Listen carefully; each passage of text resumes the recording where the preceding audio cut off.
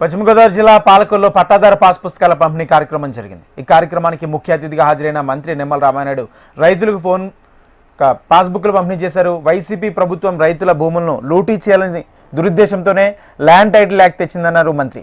కూటమి ప్రభుత్వం భూమి హక్కుదారుల పేరుతో రాజముద్ర ముద్రించి పాస్బుక్ పంపిణీ కార్యక్రమం చేపట్టిందన్నారు. భూములపై పూర్తి భరోసా కల్పించేలా క్యూఆర్ కోడ్తో కూడిన కొత్త పాస్ పుస్తకాలను జగన్ బొమ్మ తొలగించి ఇస్తున్నామన్నారు. పాస్ పుస్తకాల పంపిణీ కార్యక్రమం రాష్ట్రంలో పండుగ వాతావరణం కొనసాగుతుందన్నారు మంత్రి నిమ్మల. భిన్నంగా 2019లో ఒక్క ఛాన్స్ అంటూ అధికారంలోకి వచ్చినటువంటి పార్టీ మొట్టమొదటిసారిగా దేశ చరిత్రలో రాష్ట్ర చరిత్రలో ఎక్కడ లేనటువంటి విధంగా మన భూమి మీద ఉన్నటువంటి మన హక్కుని కాలరాచి మన భూమి మీద ఆ యొక్క జగన్మోహన్ రెడ్డి వైఎస్ఆర్సీపీ పార్టీకు హక్కు ఉండేటువంటి విధంగా 2